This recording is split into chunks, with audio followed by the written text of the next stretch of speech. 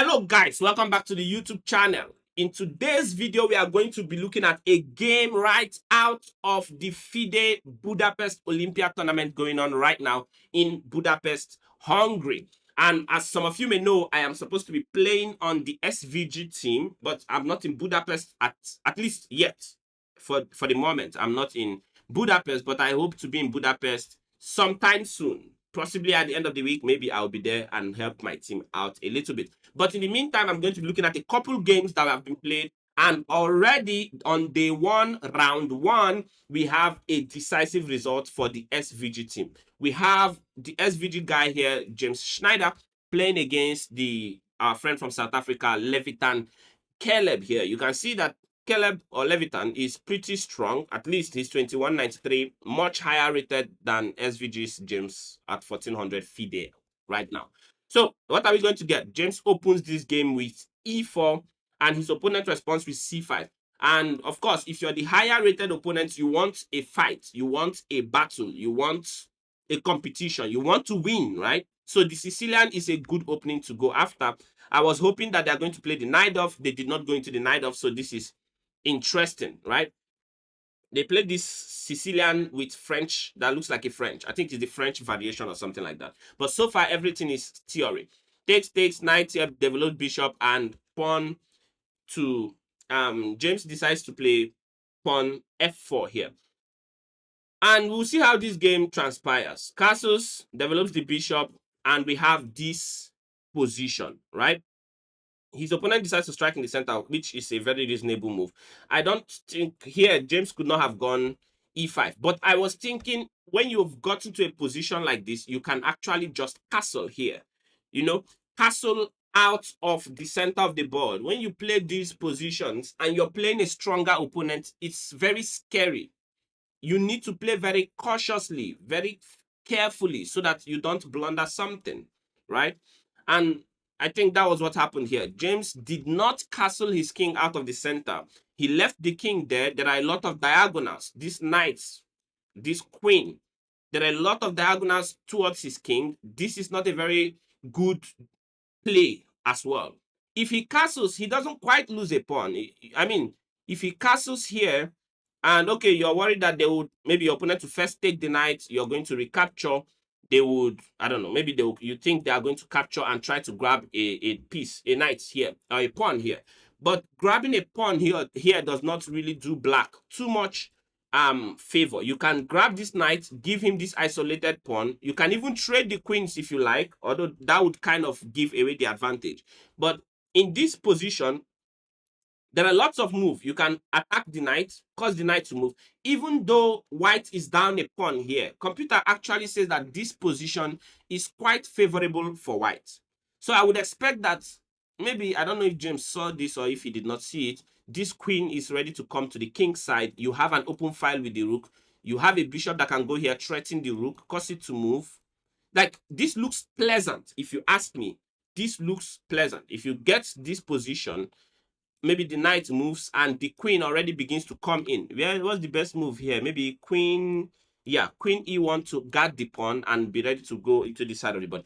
This position is not looking too bad for white. If you ask me, I would much rather be white in this position. But none of this happened in the game. James did not castle his king out of the center of the board, and instead he decided to trade the knights first. Okay, I don't hate that move. But when you play like this, now this becomes a problem, right? It's not a threat right now, but it's going to be. Maybe he should castle now. This is the time to castle. He did not castle. This move does not achieve anything. The knight is just going to move and attack the pawn. And now you have to move another pawn. But look at this. Look at this. The diagonal toward the king has opened up. What to do? His opponent played c5 here.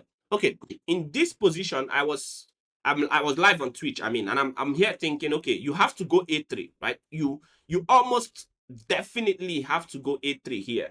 Kick the bishop out. James decided to drop his bishop back. Okay, not a bad move. His opponent continued to borrow down the center. By the way, his opponent had lost some advantage here because now the knight is just going to reroute itself and come to the center of the board. And James played correctly. This is good. Traded everything. And then this is the critical moment. This is a very critical moment here. You don't have time to keep trading. Once you trade here, the center opens up. That is the problem. But alas, James kept moving pieces. Oh my God. His opponent traded. He grabbed the pawn. And at this point, I knew, okay, this is just going to be a disaster, right? This is just going to be a disaster. His opponent moved the king. Okay, you have to castle. Now you have to castle. Oh, sure. He grabbed another pawn. He grabbed another pawn. And now disaster falls. Queen h4, check. His opponent did not even wait 1 second. Queen h4 check, best move in the position. You cannot block with the queen because the rook controls the open file, obviously. But if you play this, which is what he played in the game, he played G3 here. There was nothing for me to do anymore. I was just frustrated. Then Queen E4 check, picks up the rook in the corner. He blocked, check. And now you cannot even block with the queen because again, the rook controls the F file. You have to move your king and you're going to lose the other rook. This is just frustrating to see. This is really, really frustrating to see. And just like that, in this position, James had to resign the game, of course, because there's nothing to play for anymore. These open files, I mean, even if his opponent was a lunatic, he's not going to lose this game, right? His opponent is just not going to lose this game. And for that reason, James decided to resign this game here. And SVG accrues his very first loss in the Olympiad. But there are still a lot of games to go. There are still a bunch of games that are yet to be played.